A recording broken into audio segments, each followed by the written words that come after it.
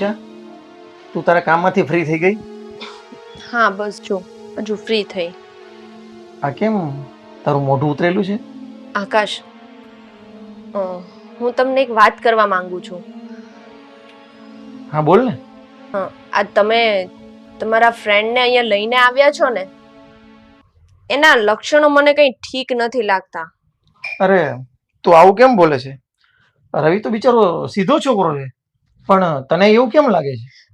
એટલે હું સ્પેસિફિકલી એવું કંઈ નથી કહેતી, પણ હવે એ આપણા ઘરે આવ્યો ને ત્યારે એને મારી સામે જોઈને દાંત કાઢ્યા હતા.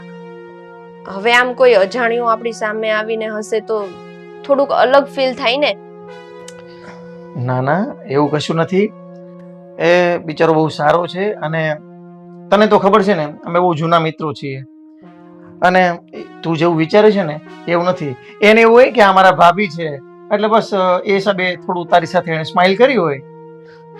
એ વાત તો સાચી, પણ હવે આ જુવાન છોકરો આપણા ઘરમાં રહે તો થોડું કમ્ફર્ટ ફીલ ના થાય, એટલા માટે હું તમને કહું છું. બાકી મને કોઈ ઇશ્યુ નથી એનાથી.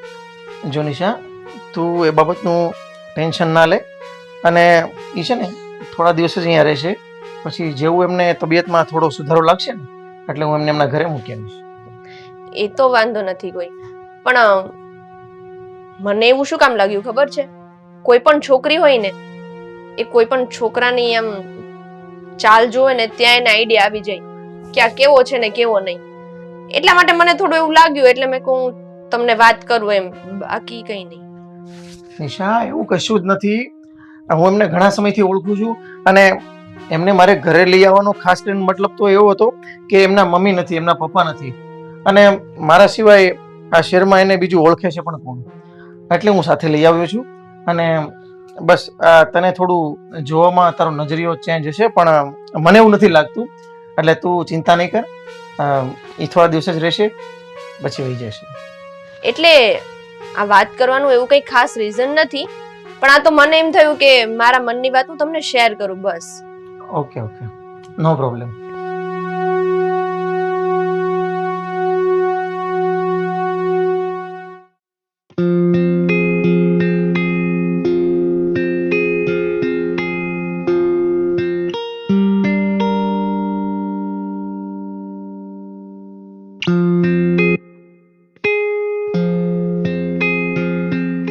जादू है नशा है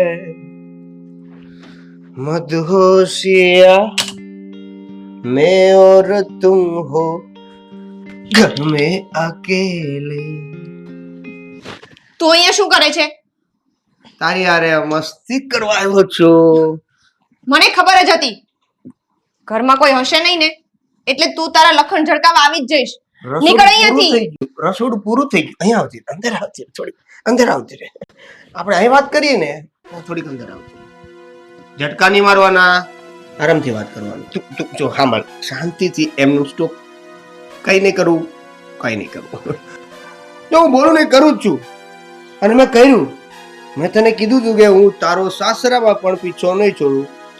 આવી ગયો ને? હે, આવી ગયો કે નહીં? કે નહીં? સાલા હરામી, નીકળ અહીંયાથી. નીકળી જઈશ ને, પણ હા, હું તને પ્રેમ કરું છું. આટલી મહેનત કરીને, આ એક્સિડન્ટ નું ખોટું નાટક કરીને, પાટાપિંડી કરાવીને તારા ઘરમાં ઘૂસ્યો છું.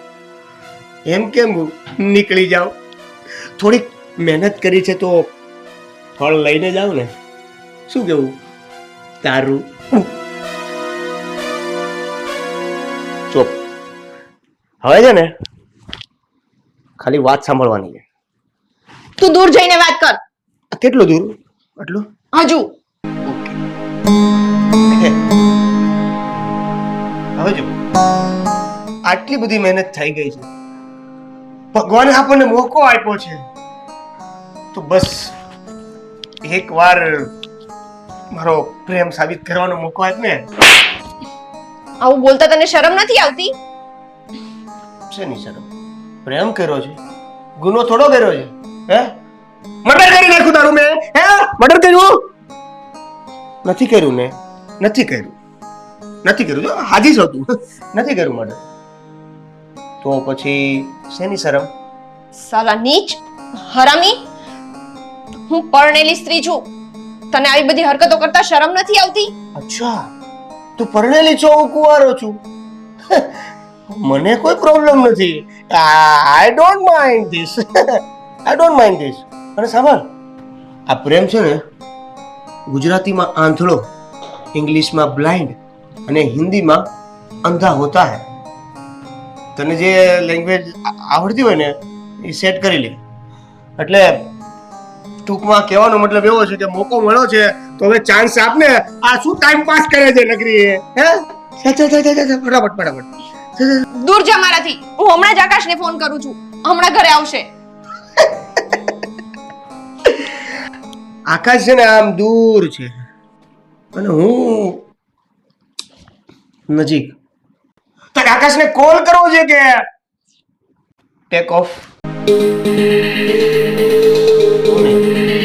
હું રસોડામાં આવી ગયો અને તું ગેલેરીમાં આવી ગયો એવું લાગતું થોડીક નજીક આવ ને હા હવે એક કામ કર તું રસોડામાં જ રહે હું મારા રૂમમાં જાઉં છું રે રૂમમાં ખોલ આલી પાછી બચી ગઈ આ ગાલ પર પડેલા લાફાનો બદલો તો હું લઈને રહીશ અને એ પણ જ્યારે આ ઘરમાં છું અને આ ઘરમાંથી જાવ એ પહેલા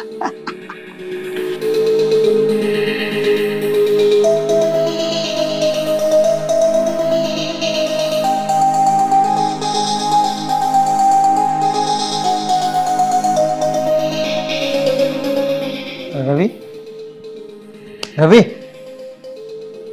હા આકાશ બોલ આ કેમ તારું મોં લટકેલું છે કઈ નહીં છોડ દે જવા દે ને શું થયું તું મને વાત કરીશ જો હું તને વાત કરીશ ને તો કેવું છે કે તું નહીં માને જવા દે એટલે તારી તબિયત તો બરાબર છે ને વધારે દુખાવો તો નથી થતો ને ના એવું કઈ નથી વાત બીજી જ છે તો પછી બીજી શું વાત છે તું મને વાત કરીશ જરા હા તમારા પરમ પત્નીની કેમ એણે શું કર્યું એણે શું નથી કર્યું તને ખબર છે આકાશ આ હું તારી ઘરે રોકાણો છું ને આટલા દિવસથી એ તારી પત્નીને નથી ગમતું શું વાત કરે હા એણે આજે મને લાફો મારી દીધો મને ઘરમાંથી જતું રહેવાનું કીધું છે અને એ ફક્ત ને ફક્ત એટલા માટે કે હું આ ઘરમાં રહું એને નથી ગમતું એટલી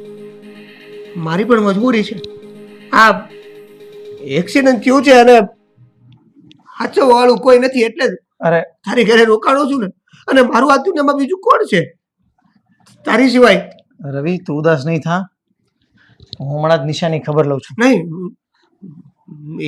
એને કાંઈ નથી થયું આ ખોટું હું તો 5 દિનનો મહેમાન છું આ ખોટું મારા લીધે તમારી બંને વચ્ચે ઝઘડો થાય નથી કેવું કાંઈ નહીં રવિ નહીં આ તો મને છે ને બીજી કોઈ વાતનું દુઃખ નથી હું તો જતો રહીશ આ ઘર છોડીને જતો રહીશ અરે મારે તો 5 દી રહેવું હતું પણ દુઃખ તો એ વાતનું છે કે મને તારી પત્નીએ લાફો મારી દીધો તું ઉદાસ નહીં થા હું હમણાં જ એની ખબર લઉં છું Nisha Nisha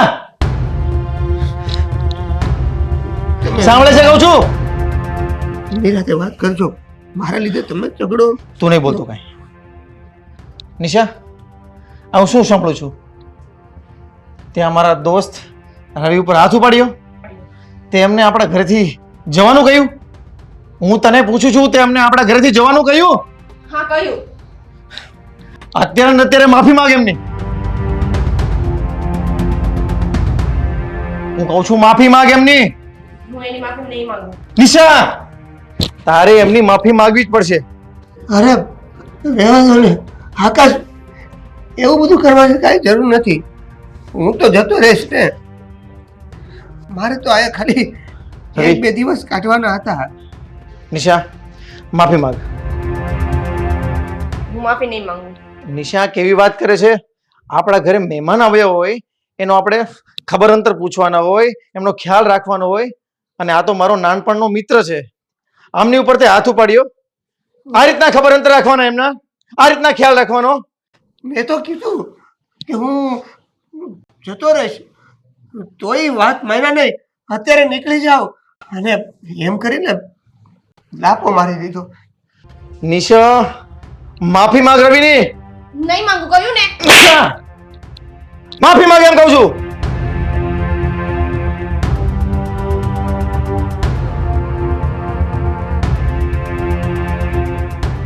sorry. It's okay.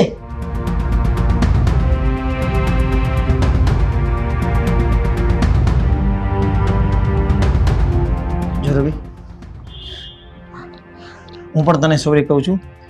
અરે ના આકાશ, તારે કાંઈ સોરી કહેવાની જરૂર નથી અને આ બધું કાંઈ કરવાની જરૂર નહોતી. તું ચિંતા નહીં કર, સૌ સારાવાના થઈ જશે, બધું ઠીક થઈ જશે. અરે આ તો હું લાચાર છું ને એટલે, બાકી તો બસ મારા ભાઈ, હવે બસ. બાકી તો હવે તારે કશું બોલવાની જરૂર નથી. એણે તને સોરી કહી દીધું ને, બસ તું એ બધું મનમાં નહીં લેતો. હવે તું ચિંતા નહીં કર, જા તું થોડો આરામ કર. અને હું પણ ઓફિસેથી આવ્યો છું, હું પણ થોડો ફ્રેશ થઈ જાઉં. હા હા.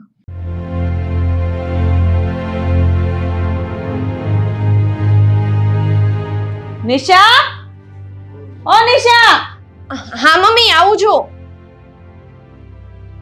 બોલો ને મમ્મી, કઈ કામ હતું? હા તારું કામ જ હોય ને, કઈ આરતી થોડી ઉતારવાની હોય. આવું હું સાંભળું છું. શું થયું? તે આકાશના ફ્રેન્ડ ને થપ્પડ મારી દીધી. હા, મેં થપ્પડ મારી હતી. કેમ? એવો તે હું એનો ગુનો હતો કે તેને થપ્પડ મારી દીધી? આપણા ઘરે કોઈક મહેમાન આવ્યું હોય એનું સ્વાગત આવી રીતે કરાય? આવું વર્તન કરાય એની હારે? મમ્મી, મારી ભૂલ થઈ ગઈ.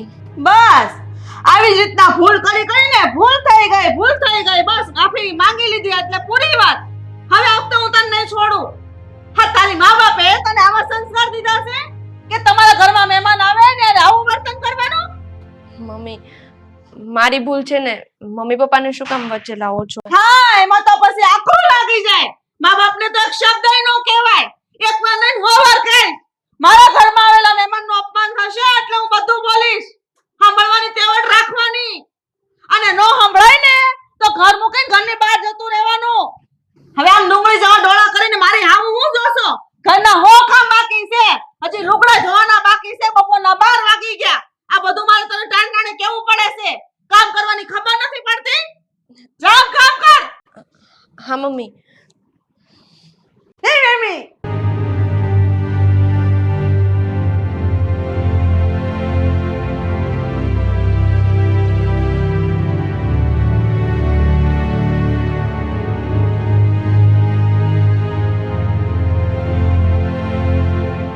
કેમ આમ મોઢું ચડાવીને બેઠી છો?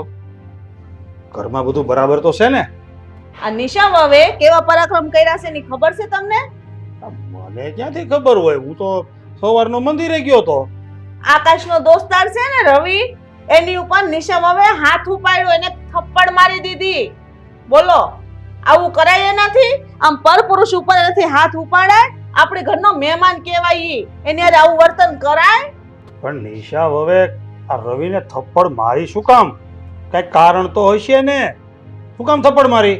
ઈ કારણ મને નથી ખબર. હું તમને એમ કહું છું કે કોઈ પરપુરુષ ઉપર આપણે વહુને હાથ ઉપાડવાની શું જરૂર હોય?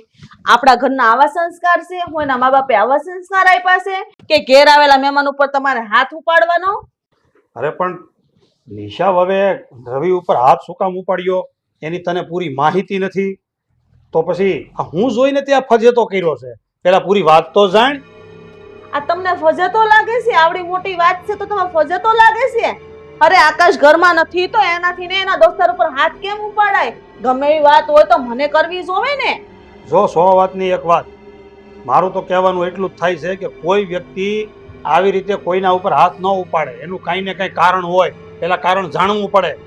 પણ હું મરી નથી ગઈ. ઘરમાં શું મને વાત કરાય ને એમ કહું છું તમને, કે તમને વાત કરાય, આકાશને વાત કરાય? હાલો તમને ન કહે કે તો કાઈ નહીં, હું તો શું નાખે જીવતી બેઠી છું. હા તો પણ તારે પૂછાય ને. તેને મોઢામાંથી ફટાતું નથી, એને જીભ તો દોઢ હાથની દીધી ભગવાને. બોલતા હું બળ પડે છે. બસ એકાબીજાના વાંક કાઢ્યા કરવા છે. ઓલું આમ છે નાણે કીધું નહીં, નાણે આમ કઈ વાત કરી નહીં. અરે પણ શાંતિથી નિરાયતે તું વાત કર, એને કાંઈક બે વેણ બોલવાનો મોકો દે તો ઈ કાંઈક બોલે ને. મને ખબર જ છે તે એવી રીતે પૂછવું છે ને કે ઓલીને એમ થઈ ગયું છે કે અમારે હાહુને કેમ કહેવું. હો વાર પૂછું તોય મોઢામાંથી હું નથી બોલતી. કાંઈક બોલે તો મને ખબર પડે ને કે એને હું એની હારે વાંધો છે એમ. અને તમે તો છે ને હંમેશા વહુનો જ પક્ષ લેશો. આમેય બાયડી તો કડવા દોડે છે, કોઈ દી બાયડીનું તો માયનું જ નથી. એ કોઈનો પક્ષ લેવાની વાત નથી. મારો નિયમ છે, હું છે ને કોઈ દી પૂરી હકીકત જાણ્યા વગર કોઈનો વાંક ન કાઢું. પહેલા છે ને વાતના મૂળિયા સુધી જઈ અને જાણું જોવું અને પછી જ વાત કરું. અને તારી ટેવ છે પૂરી વાત જાણ્યા વગર બસ ગમે એનો વાંક કાઢવા જ માંડવાનો. હા તો જોઉં છું તમે કેવાક જડ સુધી પોગો છો. હા તો કાંઈ નહીં, હું મારી રીતે બધું જોઈ લઈશ ને જાણી લઈશ. અને તું છે ને ઘરમાં થોડીક આમ શાંતિનું વાતાવરણ રહેવા દે છે. ખોટો બખેડો ન ઊભી કરતી. ઓઈલો તો આજ આવ્યો છે ને કાલ વયો જાહે. ખોટું આપણા ઘરનું વાતાવરણ બગડશે. મેં તો શાંતિ જ રાખી છે. અશાંતિ આ તમારા દીકરાની વવે ફેલાવી છે. એને કયો નહીં બે શબ્દ, ખબર પડે. હા તો હું કહી દઈશ મારી રીતે, તું શાંતિ રાખ.